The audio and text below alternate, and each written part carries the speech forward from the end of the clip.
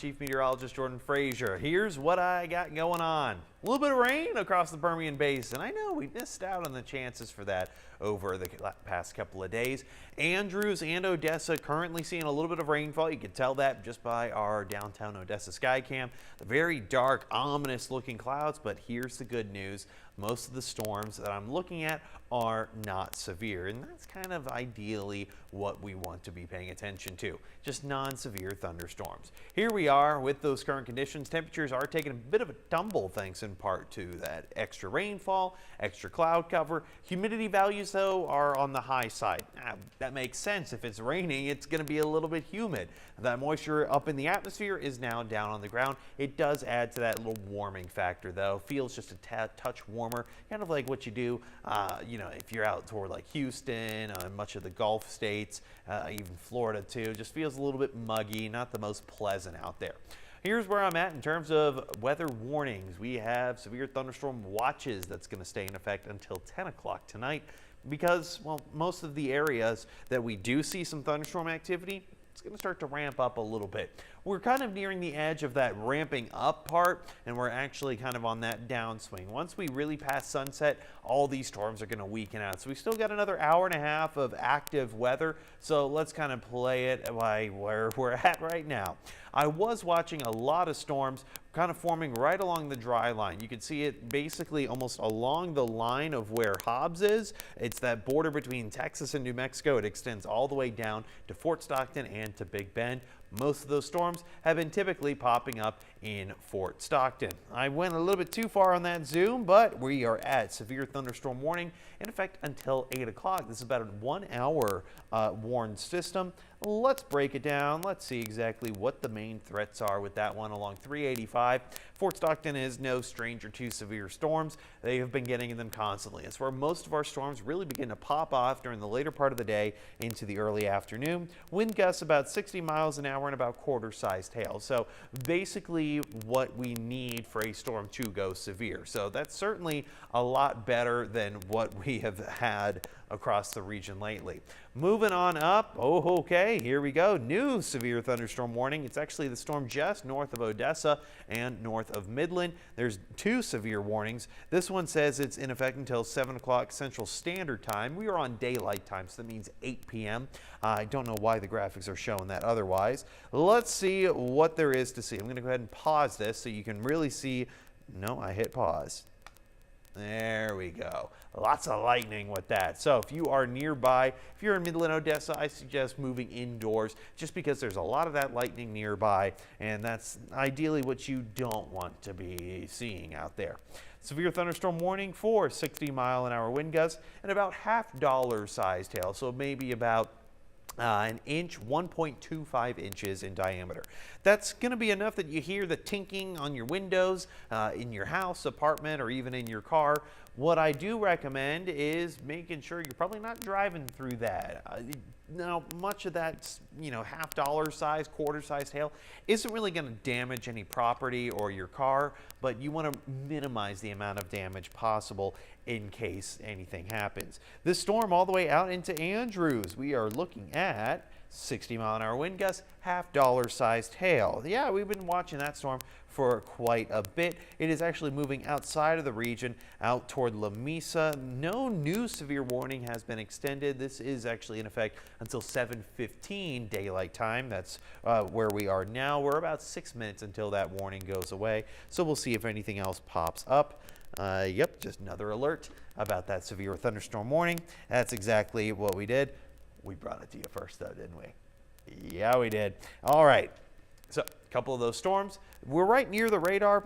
Actually, we can go ahead and pull up one of our sky cameras because we have our own network of sky cams that actually show what we're seeing. We saw this one earlier showing very dark clouds. Oh, yeah. Our director says you do see a rainbow directly in there. So basically the downtown part of Odessa is not seeing rain. That's where we can see the rainbow, and it's moving a little bit farther and farther out to the west. All right. Enough of that, but let's go to right where our tower is. This is overlooking toward the Midland International Airport. Actually, doesn't look as dark, doesn't look very ominous. A little bit of shaking on the camera just because we're looking at occasional wind gusts popping up here and there, but that's going to be about it. From Claydesta, all right, yeah, they're actually a little bit closer to Gardendale. Not noticing anything too crazy out there right now. I think we can certainly deal with that. Our downtown Odessa law firm camera overlooking the Ector County Courthouse. A little slick on the roads. Make sure you guys are taking it easy out there. When it hasn't rained around in quite some time, think about all the little oil drips, all the little leaks, anything on the roadway that hasn't been washed away. It's going to add to that slippery factor. So unless you got brand new tires and you're going 20 under the speed limit, you know, you could have that likelihood of a little slip and slide, which is fun when, you know, you're playing in the backyard as a kid, not fun when you're on a highway. I know from experience. Downtown Midland camera, not looking at a whole lot of activity right now, but we are seeing a little bit more of that stuff out near Midland. Midland fence, still seeing a bit of stuff, and out toward Big Spring, just a little bit. Heavy cloud cover more than anything else. All right, let's go ahead and talk about what we're seeing in terms of severe chances. Yeah, let's go ahead. Let's actually jump this to a full screen graphic if you guys don't mind. I want to go ahead and show the fact that our severe risk, it's up to that level 2 risk.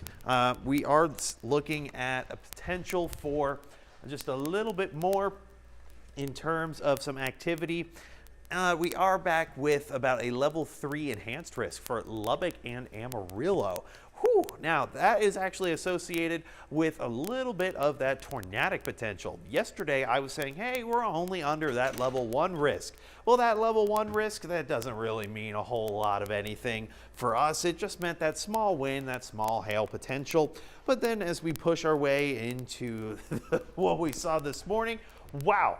That level 2 risk extended not just into West Texas, but all the way into the Panhandle, into Oklahoma, even all the way just outside of Denver, they're under that level 2 slight risk. And then when we started to see a little bit more active storms, boy, oh boy, it caught up to Austin and Waco. So yeah, we weren't the only ones looking at those severe chances. That is certainly fascinating. Zooming in a little bit more just to get you the idea of where we're at. Well, we're actually looking more so at the stuff from Sanderson out toward Snyder. Overall, not that bad. All right, we're back now. Here's what I do have going into the next couple of days, if the graphics are letting me push the button. All right, 64 for tonight, 10% chance of those leftover showers. That's what I like to call them, because most of them, they're nothing special. It's just whatever is left over from the rest of the day. You know, you always save those leftovers, but do you really like them afterwards? Unless it's Thanksgiving. That's pretty good. Or Christmas ham. I'm hungry. All right, so let's get through this. Here we go. Golf forecast. I always like to show a golf forecast for your Friday. Even if it's not a good day to go golfing, it's something. It's not going to be the best day for golfing unless you're in an area that is going to not see any significant thunderstorm activity. Can I tell you where we're expecting to not see thunderstorm activity? Unfortunately, not really. That's the hardest part with the most of these forecasts more than anything else. They are very difficult to predict because a lot of this stuff is very pop-up and then moves out of the area or moves in a completely different direction. So this is the model saying, hey, here's what the 6 o'clock radar is going to look like. It doesn't look like that. But as we push forward into the overnight hours, a lot of this stuff is going to be moving out of the area in its entirety. Starting off tomorrow morning, a little bit of cloud cover, a little bit of that humidity. Yeah, you haven't been having to run those humidifiers lately. You can lighten up on the lotion on your hands as well because of it. But as we push forward toward Friday afternoon, let me go back just a touch on this. Some of these storms are actually going to be popping up right around Big Bend National Park rather than the Stockton Plateau. They're also forming just near Pecos. You guys see that? Right near Pecos. It moves its way up into Winkler County, then kind of falls apart, but then reforms maybe a little bit. No, falls apart. Maybe trying to move into Midland, Odessa, Big Spring, maybe out toward Lamesa, Snyder. We'll keep our eye on it. I'm not looking at widespread coverage during this day. Throughout your Saturday morning, still trying to show a little bit of activity, a little bit of convection going into the early part of the morning. That's very rare. We don't typically see that kind of activity going on in the early parts of the morning. It's far too cold. You don't have a lot of energy in the atmosphere. It's something we're just going to be keeping an eye on. All right, starting Saturday, Fort Stockton again. Yep, you guys are going to see more of that activity. Pushes its way out to Dryden. Some of the earlier models were showing a lot of activity up near the Stockton Plateau. Or not near Stockton Plateau. Yeah, the Stockton Plateau. The northern Permian Basin out near Seminole, out near Snyder, maybe Lamesa. They were showing heavy, heavy rainfall in the early part of Saturday morning. Not the case. Not the case anymore. Now, of course, models change, things change. It could revert back to what it was showing earlier. We'll keep our eye on it just to be on the safe side. All right, going beyond the models to the severe risk. Level 1 marginal threat is in effect for tomorrow, and it's going to be basically right along the lines of I-20 and north. That's it though. Odessa, Midland, Andrews, Hobbs, Lamesa, Big Spring, and Snyder are all going to be included in that area, and it's going to be mainly for a small hail threat and a small wind threat.